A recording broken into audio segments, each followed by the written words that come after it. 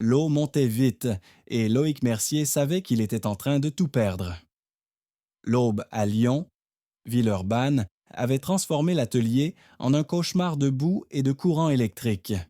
Outils submergés, véhicules de clients menacés, câbles pendants au-dessus de l'eau boueuse.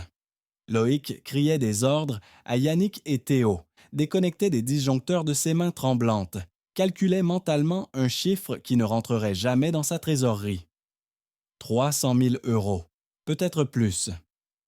L'atelier Mercier, construit brique par brique au long de 10 ans, s'enfonçait littéralement et symboliquement sous ses yeux. Il n'entendit pas la porte s'ouvrir, il ne perçut pas le fauteuil roulant traversant l'entrée jusqu'à ce que Marine Valois apparaisse dans son champ de vision, éclairée par la lampe torche de son téléphone portable, sac à dos et ordinateur portable en main. « Combien de temps avant que l'assurance n'arrive » demanda-t-elle sans saluer. Loïc cligna des yeux, hébété. « Marine, ce n'est pas le moment de... Combien de véhicules sont compromis » coupa-t-elle, ouvrant déjà son ordinateur sur ses genoux. « Combien d'outils électriques? Quelqu'un a-t-il fait l'inventaire » Yannick regarda Loïc. Théo tenait une clé à molette trempée, perdue. « Personne n'a encore rien fait » admit Loïc, la voix rauque. « Je ne sais même pas par où commencer. » Marine fit pivoter son fauteuil jusqu'au centre de l'atelier, évaluant le chaos d'un œil clinique. « Alors, commençons maintenant. » Yannick, prends du papier et un stylo.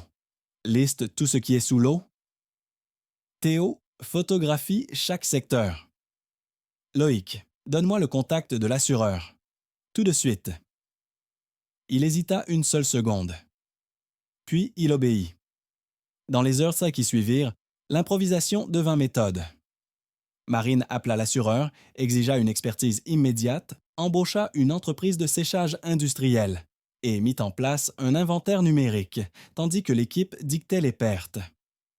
Chaque article recevait un code, une photo, une valeur estimée. Ce qui semblait être la fin du monde commença à tenir dans des tableurs, des délais, des priorités. Quand le soleil se leva, l'atelier était encore inondé, mais il y avait un plan. Et Loïc, adossé au mur, observait Marine commander l'opération comme si elle était née pour cela. C'est à cet instant qu'il comprit. Elle n'était pas venue pour consoler. Elle était venue pour sauver. 6 mois avant l'inondation, Loïc Mercier ne croyait plus au nouveau départ. Le divorce avait laissé des cicatrices profondes. Son ex-femme l'avait traité d'ennuyeux, de prévisible, de limité. Elle avait dit qu'il n'avait pas d'ambition, qu'il se contentait de peu, qu'il était incapable de surprendre. Loïc avait accepté les accusations en silence, signé les papiers et était retourné à l'atelier, décidé à ne plus jamais s'ouvrir. Travail honnête, routine discrète, aucune illusion romantique. Claire, sa sœur, avait d'autres plans. Juste un dîner, Loïc, une chance. Elle est incroyable, je te le garantis. Il a résisté pendant des semaines, jusqu'à ce qu'une nuit de septembre, il enfile la seule chemise habillée qu'il possédait et se rende au Phénix, un restaurant élégant au cœur de la presqu'île de Lyon. Lustres en cristal, table aux chandelles, serveur en gilet. Loïc se sentait ridicule. Il chercha la femme que Claire avait décrite, cheveux châtains, lunettes, robe bleue. Il aperçut quelqu'un qui correspondait à la description assise seul près de la fenêtre. Il s'approcha, nerveux. « Désolé du retard », dit-il en tirant une chaise. La femme leva le visage. Des yeux sombres, une expression amusée. « Du retard? Vous devez vous tromper. » Loïc se figea. « Claire ne vous a pas prévenu? Rendez-vous arrangé? » Elle laissa échapper un court rire. « Mon nom est Marine. Et non, personne ne m'a prévenu d'un quelconque rendez-vous. Mais puisque vous êtes assis, vous pouvez rester. Ma compagnie a annulé à la dernière minute. » Il aurait dû se lever, présenter ses excuses, chercher la bonne personne. Mais quelque chose dans sa voix le retint sur sa chaise. Loïc, propriétaire d'un atelier mécanique. Et, apparemment, exécrable pour les premières impressions. Marine sourit. Au contraire, Vous êtes le seul homme dans ce restaurant qui s'est assis sans demander si j'avais besoin d'aide pour être ici. C'est alors seulement que Loïc remarqua le fauteuil roulant, et il sentit une pointe de honte de ne pas l'avoir remarqué plus tôt. Mais Marine changeait déjà de sujet, interrogeant sur l'atelier, sur le travail manuel, sur le choix de ne pas suivre une autre voie. Il répondit sans filtre. Il parla du plaisir de réparer les moteurs, de la dignité du travail manuel, de la fierté de maintenir 5 employés en poste. Elle l'écouta sans condescendance. Puis elle parla d'elle. Programmeuse freelance, spécialiste en système et site web, autonome depuis ses 24 ans. L'accident était survenu 3 ans plus tôt. Lésion médulaire, fauteuil roulant permanent. Mais sa carrière avait continué. Le problème n'était pas le fauteuil, c'était son père. Il traite mon travail comme un hobby, dit Marine, faisant tourner le vin dans son verre. Comme si la programmation était un passe-temps d'enfant, comme si j'avais besoin d'une protection financière pour le reste de ma vie. Loïc fronça les sourcils. Mais vous êtes indépendante? Exactement. Je gagne bien ma vie. J'ai des clients réguliers. Mais pour lui, rien de tout cela n'importe. Je suis la fille qui a eu un accident. La pauvre petite qui a besoin d'être protégée. Il y avait de la colère dans sa voix. Pas d'apitoiement. Une colère dirigée, légitime. Cela doit être étouffant, commenta Loïc. Vous n'imaginez pas. Ils parlèrent pendant 2 heures. D'autonomie, d'attente, du poids de décevoir ceux qui attendent moins de vous. Loïc ressentit quelque chose de rare, une connexion sans effort. Marine ne souriait pas par politesse. Elle ne détournait pas le regard quand il parlait. Elle ne feignait pas l'intérêt. Et puis la porte du restaurant s'ouvrit et un homme grand, en costume impeccable, entra avec la prestance de celui qui achète l'espace qu'il traverse. Marine soupira. Mon père. Auguste Valois traversa la salle d'un pas ferme, salua sa fille d'un baiser sur le front et reporta son regard sur Loïc. L'évaluation fut instantanée et flagrante. Vêtements simples, mains calleuses, posture tendue. Auguste Valois, se présenta-t-il, tendant la main. Loïc la serra fermement. Loïc Mercier. Mercier, répéta Auguste, comme cherchant des références. Entrepreneur? Mécanicien, propriétaire de l'atelier Mercier. Ah! Le ton portait tout ce qui n'était pas dit. Combien d'employés? 5. Chiffre d'affaires annuel? Marine intervint, d'une voix coupante. Père, ce n'est pas un entretien d'embauche. Auguste l'ignora. Formation? Loïc garda son calme. Technicien en mécanique. Diplôme universitaire incomplet. J'ai appris le métier avec mon grand-père. Je vois. Auguste tira une chaise sans y être invité. Marine a mentionné que vous êtes en train de vous connaître? Nous venons de nous rencontrer aujourd'hui. Par hasard. Par hasard. L'entrepreneur sourit sans humour. Comme c'est pratique. Père, ça suffit. Marine ferma le menu avec force. Soit tu te comportes, soit tu pars. Auguste leva les mains en fausse reddition, mais ses yeux restèrent fixés sur Loïc. Le message était clair, tu n'es pas assez bien pour elle. Jamais tu ne le seras. Le dîner se poursuivit, tendu. Auguste posa des questions indirectes sur l'atelier, sur les projets d'expansion, sur la stabilité financière. Loïc répondit avec honnêteté, sans chercher à impressionner. Marine, visiblement irritée, coupait les tentatives de son père chaque fois que c'était possible. Quand Auguste se leva finalement pour répondre à un appel, Marine se pencha vers Loïc. « Désolé pour ça. Tu n'as pas à t'excuser. Il pense que tout homme qui s'approche de moi est intéressé par son argent. » Loïc soutint son regard. « Je ne savais même pas qui tu étais avant de m'asseoir ici. »« Je sais. C'est pour ça que je veux te revoir. » Dans les semaines qui suivirent, Loïc et Marine bâtirent leur propre routine. Les dîners au restaurant furent remplacés par des repas chez elle, adaptés pour l'accessibilité, ou à l'atelier Mercier, où Marine apparaissait avec une fréquence croissante. Elle observait l'opération avec les yeux de quelqu'un qui comprend les systèmes. Loïc s'en rendait compte. Il y avait des goulots, d'étranglements, des processus manuels qui ralentissaient le flux, des rendez-vous pris par téléphone sans confirmation, des clients qui arrivaient sans heure fixée et attendaient des heures. Un soir, tandis qu'il préparait des pâtes dans sa cuisine, Marine aborda le sujet. « Je peux te poser une question sur l'atelier? » « Bien sûr. » « Pourquoi n'utilises-tu pas un système de prise de rendez-vous en ligne? » Loïc haussa les épaules. « Ça a toujours fonctionné comme ça. Téléphone, petit carnet, improvisation. Mais tu perds des clients, j'en suis certaine. » Il arrêta de remuer la sauce. « Comment ça? » Marine ouvrit son ordinateur portable sur le comptoir. « J'ai monté un prototype. Juste pour te montrer. Un système simple.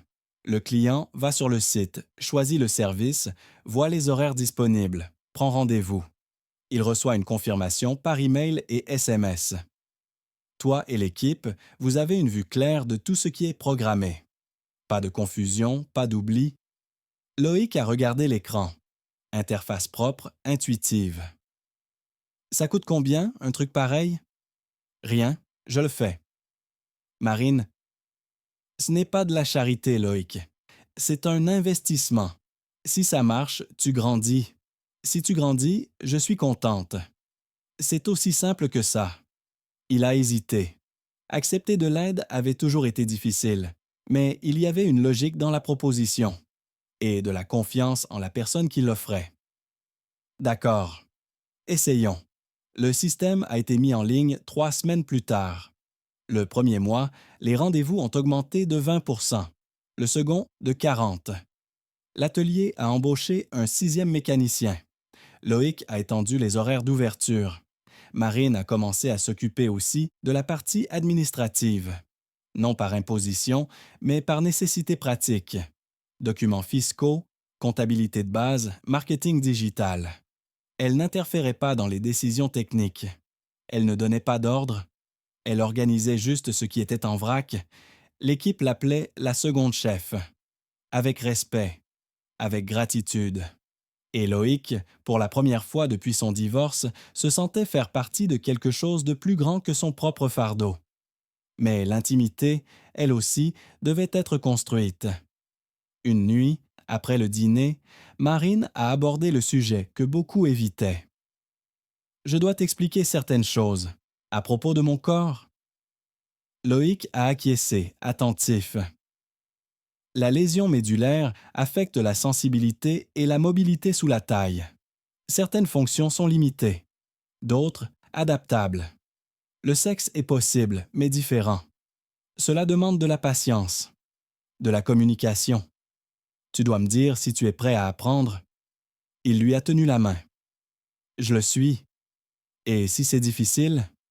Alors, on apprendra ensemble, sans se presser. Marine a souri. Pas le sourire poli du restaurant, le vrai. Leur relation atteignait 4 mois lorsqu'Auguste Valois a fait sa manœuvre décisive. Il a appelé Loïc, a demandé un déjeuner réservé. Il a dit qu'il devait en parler, d'homme à homme. Loïc a accepté, même s'il savait que ce ne serait pas agréable. Ils se sont rencontrés dans un restaurant discret, loin des endroits fréquentés par l'élite lyonnaise. Auguste est arrivé ponctuellement, costume gris, expression fermée. « Merci d'être venu », a-t-il commencé, formellement. « Pas de problème. » Auguste n'a pas perdu de temps en amabilité. « Ma fille est assez vulnérable, Loïc. Depuis l'accident, elle n'est plus la même. N'importe quelle personne qui lui offre de l'attention, de l'affection, elle pourrait le confondre avec quelque chose de plus grand. » Loïc a bu une gorgée d'eau. Il a respiré profondément. Marine est la personne la plus lucide que j'ai jamais rencontrée. Elle sait exactement ce qu'elle veut. Tu penses connaître ma fille?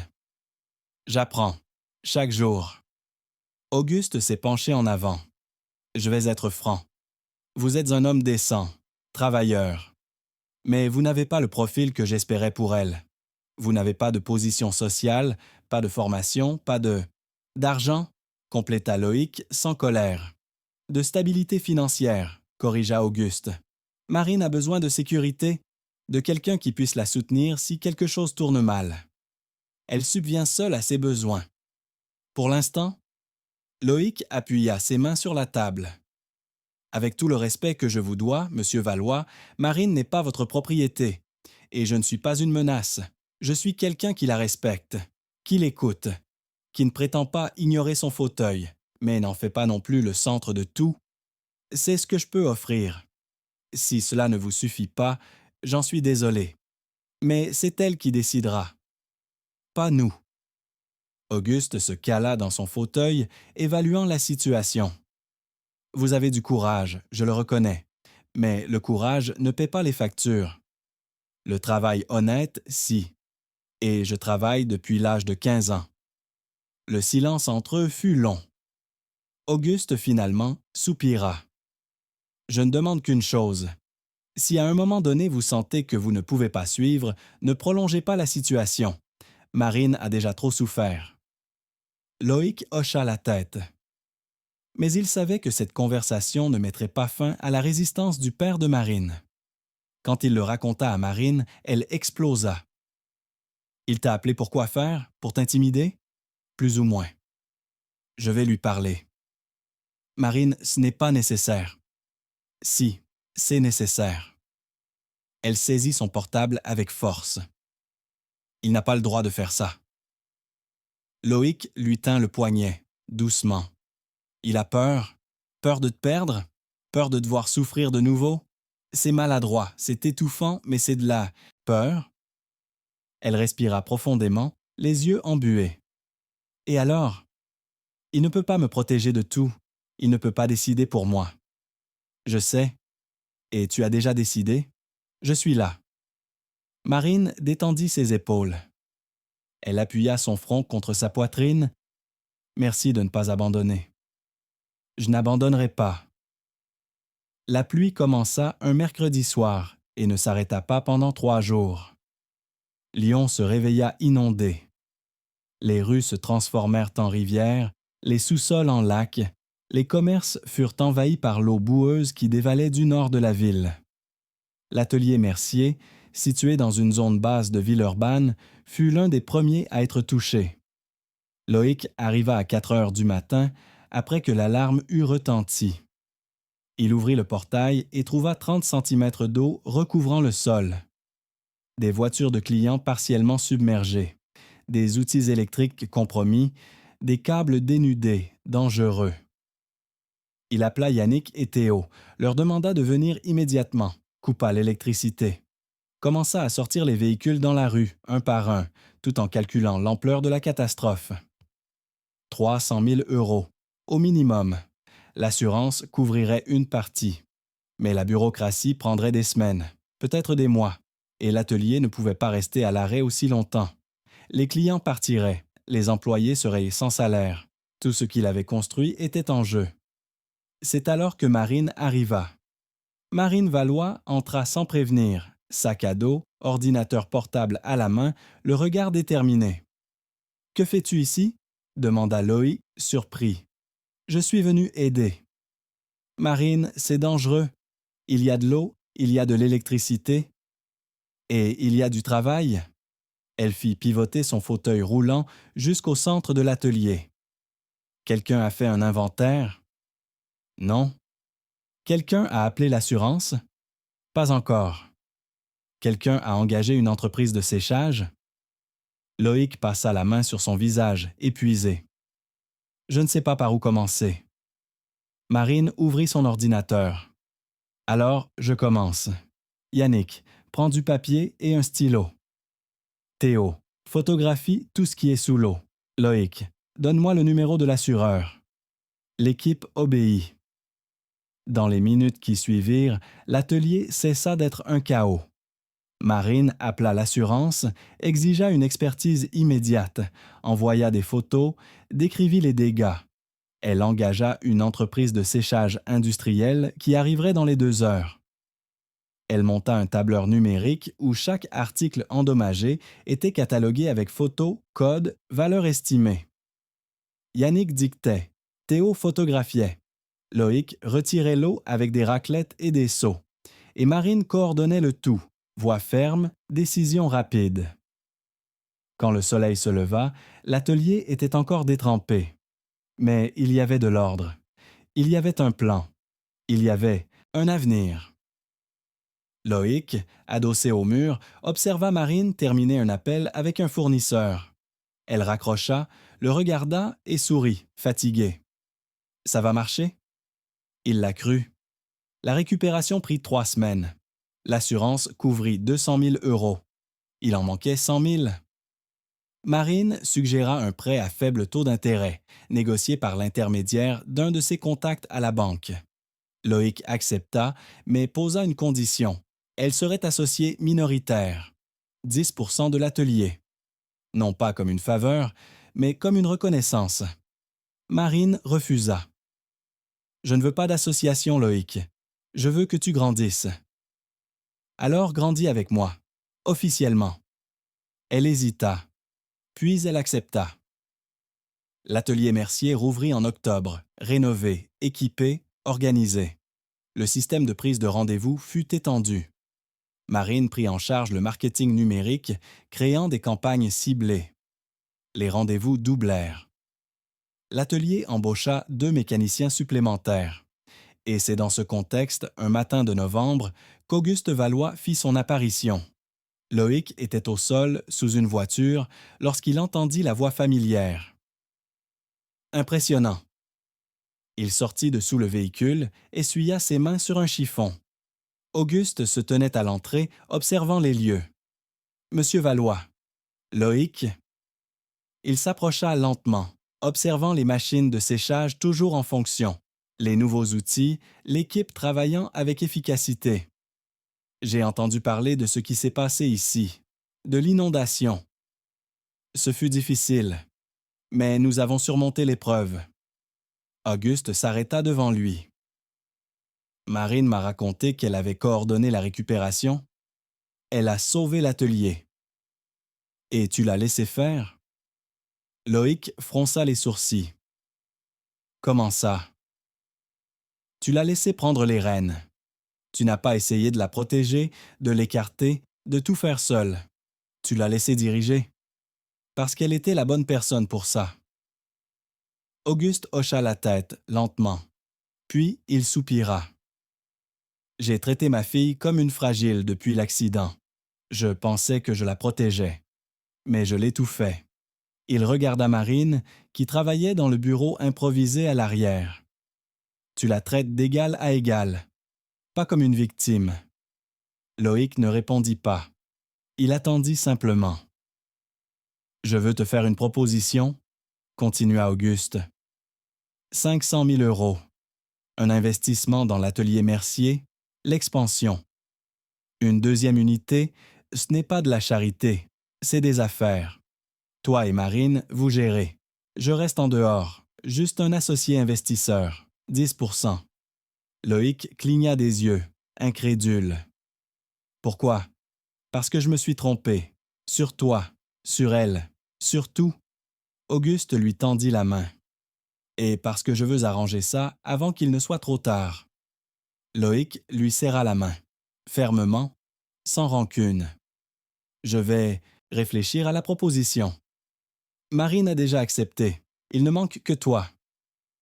Ils parlèrent pendant 1 heure, de plan, de structure, d'autonomie. Auguste, pour la première fois, écouta plus qu'il ne parla. Quand il partit, Marine s'approcha de Loïc. « Il t'a mis la pression? » « Non, il s'est excusé. » Elle sourit, surprise. « Vraiment? »« Vraiment. Et la proposition? »« On va l'accepter, mais à une condition. »« Laquelle? » Loïc encadra son visage de ses mains. « Épouse-moi. » Le demande se déroula à l'atelier, un samedi après-midi, avec toute l'équipe présente. Loïc avait tout préparé en secret. Il avait nettoyé le sol principal, organisé les outils, accroché de simples lumières entre les poutres. Yannick avait apporté des fleurs. Théo avait préparé du champagne bon marché. Quand Marine arriva, elle trouva ça étrange. L'atelier vide, Loïc nerveux, l'équipe souriante. Que se passe-t-il? Loïc s'agenouilla devant sa chaise. Il sortit une petite boîte de sa poche. Marine Valois. Tu es entrée dans ma vie par hasard, dans un restaurant où je me suis assis à la mauvaise table. Et depuis, tout est devenu juste. Tu ne me traites pas en héros, je ne te traite pas en fragile. On se traite en partenaire, et je veux ça pour le reste de ma vie. Épouse-moi. Marine couvrit sa bouche de ses mains. Ses yeux se remplirent de larmes. Oui, oui, je t'épouse. L'équipe applaudit. Yannick fit sauter le bouchon du champagne. Théo prit des photos. Loïc lui passa la bague au doigt, simple, cohérente avec la vie qu'il menait. Maintenant, je peux dire à mon père d'arrêter de te tester, plaisanta Marine entre larmes et rires. Je pense qu'il a déjà arrêté. Elle tira Loïc pour un baiser, long, ferme, sans hâte. Le mariage fut fixé 6 mois plus tard. Cérémonie simple, jardin loué, 70 invités. La décoration était discrète. La robe de Marine, élégante sans excès. Loïc portait un costume bleu marine, sans cravate. Auguste marcha aux côtés de sa fille jusqu'à l'autel. Il ne la poussa pas. Il ne la porta pas. Il l'accompagna simplement, respectant son rythme. Quand il remit la main de Marine à Loïc, il y avait des larmes dans les yeux de l'entrepreneur. « Prends bien soin d'elle », murmura-t-il. « Toujours. » La cérémonie fut brève. Les vœux, écrits par eux, se concentraient sur le partenariat, le respect, l'autonomie. Pas de promesses impossibles, seulement des engagements réels. La fête dura jusqu'à l'aube. Danse, repas, histoire. Claire, l'inconsciente responsable de leur rencontre, fit un discours émouvant sur la foi dans les hasards. La lune de miel eut lieu en Europe. 2 semaines. Portugal, Espagne, France. Loïc avait tout planifié en mettant l'accent sur l'accessibilité. Hôtel adapté, visite sans obstacle, restaurant avec entrée de plein pied. Marine expérimenta les loisirs sans entrave. Sans pitié. Sans limitation superflue. Ils rentrèrent à Lyon fin décembre. Ils emménagèrent dans un vaste appartement de plein pied, avec jardin. Marine installa un bureau à domicile. Loïc maintint sa routine à l'atelier, désormais avec 2 unités en activité. La 2e unité de l'atelier Mercier ouvrit en février, dans le nord de la ville. 10 employés supplémentaires. Même standard de service. Même culture de respect et de compétence. Et en avril, Marine découvrit qu'elle était enceinte. La grossesse était planifiée et désirée, mais elle apporta des défis médicaux. Marine avait pleinement conscience des risques. Une lésion médulaire n'empêche pas la gestation, mais elle exige un suivi rigoureux. Contrôle de la tension artérielle, précautions contre les infections, accouchement assisté. Certains médecins suggérèrent une césarienne, d'autres un accouchement par voie basse avec une surveillance intensive. Loïc accompagna chaque consultation, chaque examen, chaque décision. Non comme un protecteur, mais comme un partenaire. « Quelle option préfères-tu » demanda-t-il un matin à la clinique. « Je ne sais pas encore. J'ai besoin de mieux comprendre les risques. » Alors, nous allons consulter d'autres spécialistes, sans précipitation. Ils consultèrent 3 obstétriciens différents. Ils lurent des études. Ils parlèrent avec d'autres femmes en fauteuil roulant ayant eu des enfants. Et finalement, Marine choisit de tenter l'accouchement par voie basse, avec une équipe prête à intervenir si nécessaire. La grossesse avança sans complications graves. Marine travailla jusqu'au 8e mois, gérant les 2 unités de l'atelier depuis chez elle. Loïc ajusta sa routine pour être plus présent, déléguant des tâches à l'atelier Mercier. Auguste, transformé depuis la demande en mariage, rendait visite au couple chaque semaine. Il apporta un berceau, une poussette adaptable, des vêtements. Mais cette fois, il demandait avant d'acheter. Il respectait les limites. Il apprenait à être grand-père sans être envahissant. Claire organisa une baby shower simple avec les amis proches et l'équipe de l'atelier. Yannick et Théo offrirent au couple une grenouillère brodée du logo de l'atelier Mercier.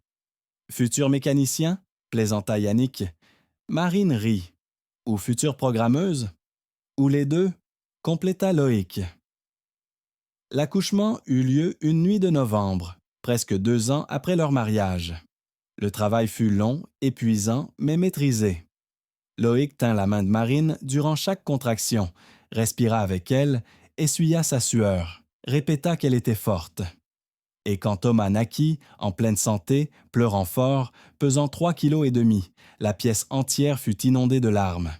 Marine serra son fils contre sa poitrine, épuisée mais rayonnante. « On a réussi. » Loïc embrassa son front. « Tu as réussi. » Auguste arriva 1 heure plus tard. Il tint son Zdonitsondze, petit-fils dans ses mains tremblantes, les yeux rougis, la voix nouée. « Il est parfait. »« Oui, » confirma Marine. Et il grandira en sachant que les limitations existent, mais elles ne définissent pas.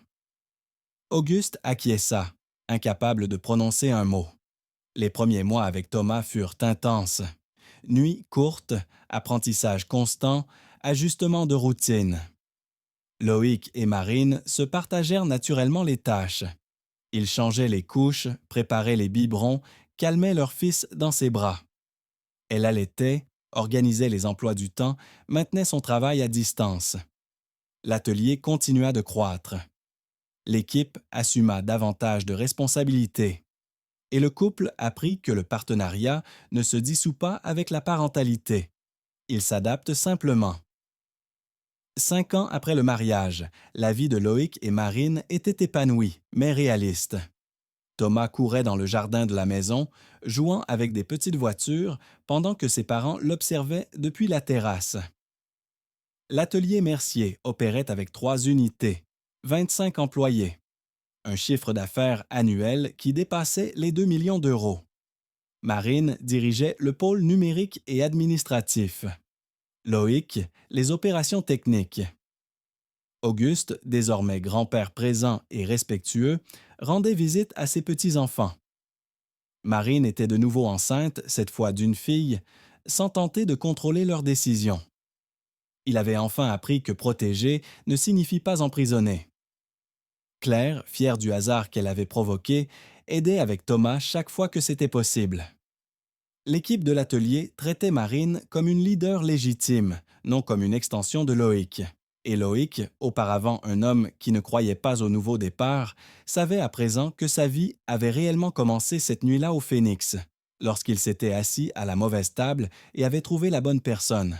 « Tu regrettes ?» demanda Marine un après-midi, tandis que Thomas dormait sur ses genoux. « De quoi? D'être allé à ma table? » Loïc sourit.